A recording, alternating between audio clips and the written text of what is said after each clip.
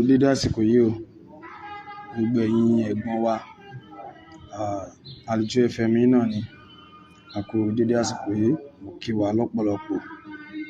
Mo kí gbogbo ẹ̀yin ìyá wa, ẹ̀yin bàbá wa. Mo kí yín o. A kú dédé àsìkò yìí. Mo kẹ́yìn tẹ́ ẹ ṣe ń darapọ̀ mọ́ wa lórí ìkànnì yìí. Ẹ jọ̀ọ́, ẹ bá wa share ètò yìí dáadáa. Ẹ jẹ́ kí ètò yìí, ẹ jẹ́ kó rìn káàkiri.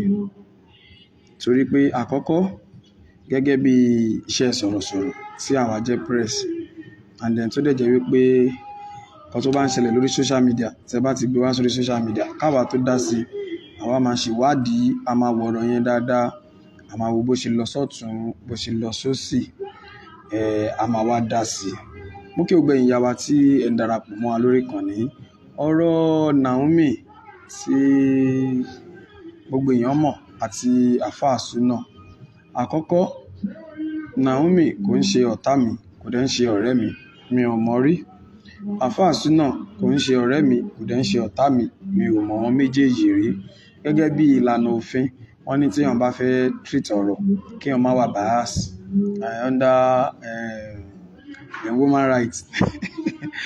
Wọ́n ní kí èèyàn má wà bias, you understand? And ó dáa kí èèyàn ó rí nǹkan kó sọ, sórí tá bá wí a máa kú, bí a wí ọ̀run là ń lọ. Ẹ jọ̀ọ́, ẹ bá mi share iṣẹ́ yìí dáadáa. Ẹ bá mi jẹ́ kó dé ọ̀dọ̀ Naomi àti AlfaSuna lórí ọ̀rọ̀ ìyá dáadáa. Lórí ọ̀rọ̀ ìyá dáadáa. Ẹ bá mi tag wọn. Ẹ jẹ́ kí iṣẹ́ yìí, ẹ jẹ́ kó dé ọ̀dọ̀ wọn. Sórí ilé ayé tá wà yìí, àfọwọ́bà fílẹ̀ ni o. Àfọwọ́bà fílẹ̀ ni. Gbogbo nǹkan tó bá dẹ̀ ń jó wa lọ́wọ́ láyé, ẹ jẹ́ a fi jólẹ̀.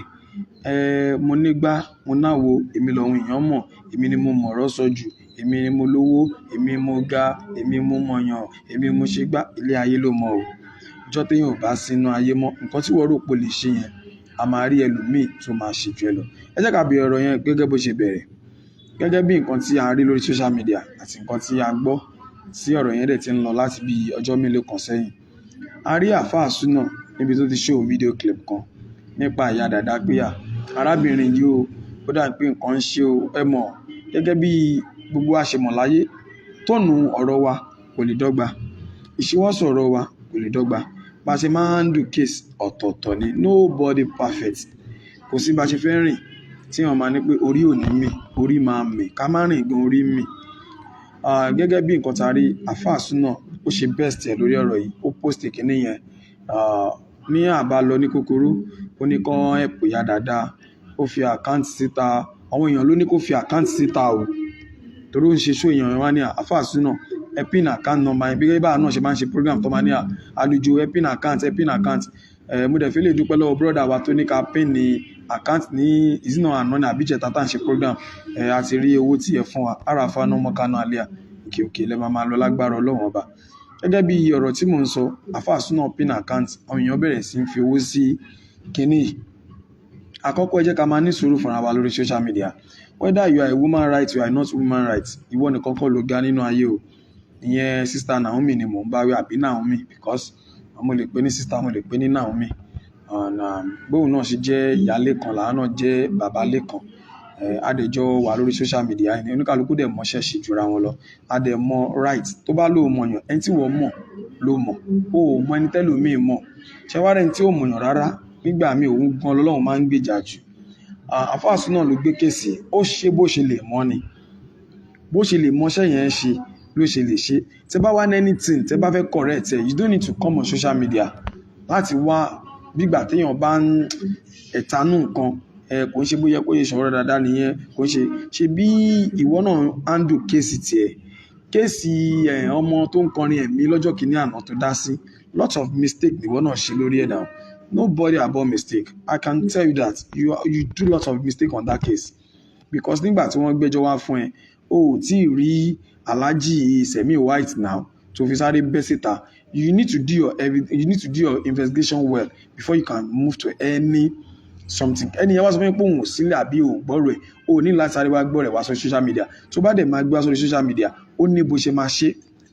That is number one. Number two, nígbà tí ọmọ yẹn tí ọ̀rọ̀ yẹn cast, tí àwa yìí náà dá sí, nígbà tí ọmọ yẹn tó ń padà wá tí ò ń sọ̀rọ̀, fídíò yẹn wà lọ́wọ́ wa, wà lórí social media now. Naomi, mo rí ẹni bí tó ti ń sọ̀rọ̀ sọmọ yẹn lẹ́nu, which is wrong, totally wrong.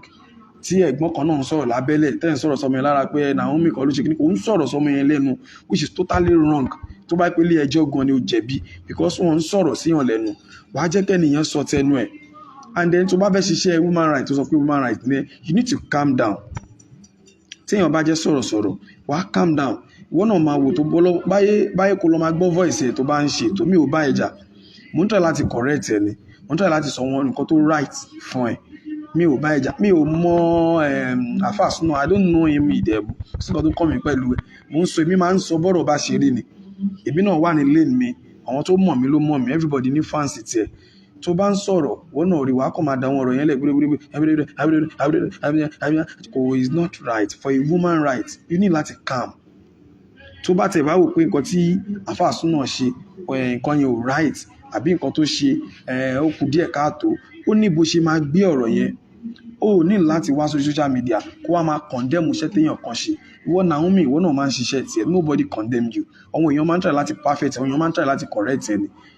Ìwọ wo irúṣẹ́ ọmọ tó kọrin mi Mighty.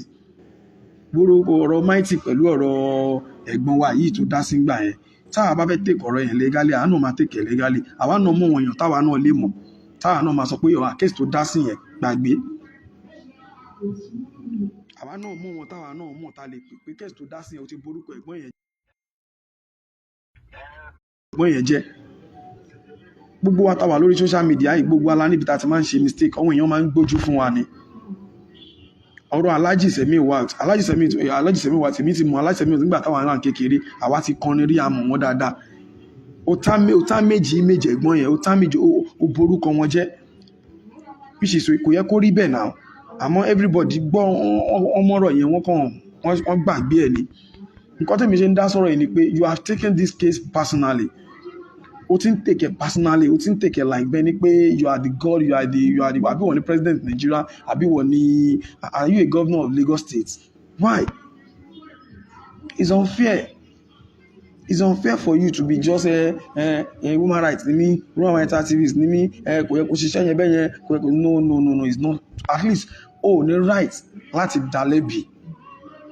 Tó bá yẹ pé báwo bọ̀bọ́ yẹn ti ṣẹ́ tẹ́lẹ̀, tó bá kẹ́ AlfaSuna ti ṣẹ́ tẹ́lẹ̀, ó fẹ́ trip fọkàn pẹ̀, àbí ó ń lára ẹ̀ bó ṣe ń ṣiṣẹ́ tí gbogbo ayé ń rí. Báyọ̀ ń lára ẹ̀ bó ṣe ń ṣiṣẹ́ tó pé gbogbo èèyàn ń gbádùn ẹ̀ ni. You understand? Wàá kú jẹ́ wàá go to the, wàá lọ straight. Wàá jẹ́ ká mọ̀ pé ó hate ẹ̀ ni. So that a mọ̀ kó fẹ́ sue ẹ̀ sí court.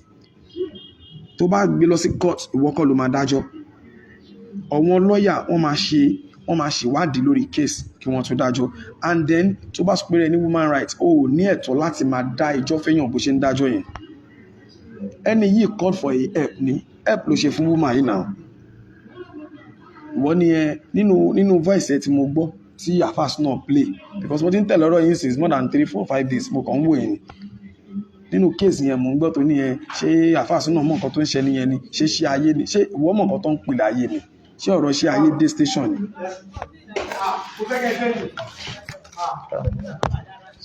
Ṣé ọ̀rọ̀ ayé, ṣé ọ̀rọ̀ pé ayé ń ṣèyàn ṣó dé station ni, ṣé ọ̀rọ̀ pé ayé ń ṣèyàn ṣó délé ẹjọ́ ni.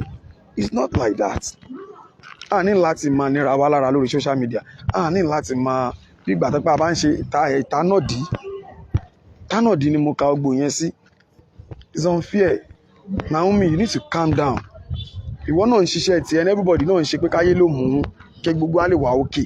Social media yìí ẹ ká dúpẹ́ lọ́wọ́ wọn tó òyìnbó tó ṣe Facebook, tó ṣe Instagram, tó ṣe YouTube. Ẹ jẹ́ ká dúpẹ́ lọ́wọ́ wọn náà. Ẹ jẹ́ ká dúpẹ́ lọ́wọ́ òyìnbó tó ṣe gbogbo nǹkan yìí láti fi help ara wa ní. Àwa Yorùbá la máa ń tànà di ara wa, àwa Yorùbá la máa rí nǹkan ọmọlàkejì wa. Kí ló tí ò ṣe pé AlfaSuna lẹ́yìn kàn pé call him. Àìmọye ohun ẹlòmíì tó ń ṣe mistake tèmi yìí máa ń pè pé nǹkan báyìí. Àìmọye wọn tó ń correct mi ọ̀nà tó ń bá mi sọ̀rọ̀ lẹ́yìn. Bẹ́ẹ̀ ni sà. Àìmọye ohun èèyàn bẹ́ẹ̀ tó jẹ́ wípé wọ́n ń ṣerú nǹkan bẹ́ẹ̀ tó pé yes, a dẹ̀ máa ń correct wọn. Àwọn èèyàn dẹ̀ ń correct àwa náà. So therefore, a ní láti máa embarrass ara wa on social media. Gbogbo wa iṣẹ́ kan náà la jọ ń ṣe. Tó bá ní woman rights ní fine woman rights ní èmi tí wọ́n ní tèmi náà wòye presenter ní màmí press iṣẹ́ sọ̀rọ̀sọ̀rọ̀ mo ń ṣe, mo ní radio station mo wà register. àwa náà nẹ́tọ̀ọ́ láti ṣèwádìí, àbádẹ́ ṣèwádìí, a máa ń fi agbófinró ṣe, a máa ń fi tọ̀wọ́n ìjọba sí, a máa ń fi ti human rights ṣe, a máa ń fi tọ̀wọ́n lọ́ọ̀yà ṣe, bó ṣe gbọ́dọ̀ wà nìyẹn. Torí Ọlọ́run kọ́ yẹn ó wrong, àwọn èèyàn àdẹ́ mọ sọ́ọ̀rì ṣe.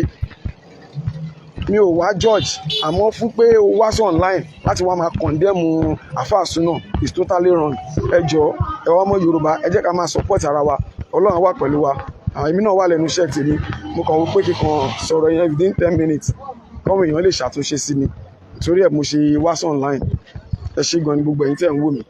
Ọmọ Adekola náà ni àwa náà à ń ṣe ohun investigation kan, à ń ṣe kiri gbogbo àdàlágbára ẹ má gbàgbé o, ẹni tẹ́ fẹ́ polówó ọjà 00 20 39 46 26 ẹ dẹ̀ bá wa ra star, ẹ bá wa share. Ẹ jẹ́ pé mi ì sọ pé àgbà, mi ì sọ pé AlfaSuna, mi ì sọ pé gbogbo nǹkan tó ń ṣe ló dáa o, ẹ má ṣì mí gbọ́ o, àmọ́ ilé ayé ta wà yìí ẹ jẹ́ ká máa ṣe jẹ́jẹ́ fúnra wa, ẹ má jẹ́ ká máa takora wa, mẹ́ẹ̀ká máa ṣe tánà di ara wa.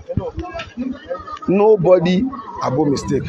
Àwa yìí náà máa ń ṣe àwọn ọṣẹ́ kan tó pé àwọn lọ́ọ̀yà wa lẹ́sìn mọ́tò àwọn ọlọ́pàá lọ́mọ pàápàá irọ́ nǹkan tó ṣe yẹn má ṣe báyìí báyìí o, àwọn human rights á ní wọn lọ́wọ́ dáadáa, irọ́ má ṣe báyìí má ṣe báyìí, bí láyé ṣe rí nìyẹn. Ọlọ́run á gbà fún gbogbo wa, ó dáàbò.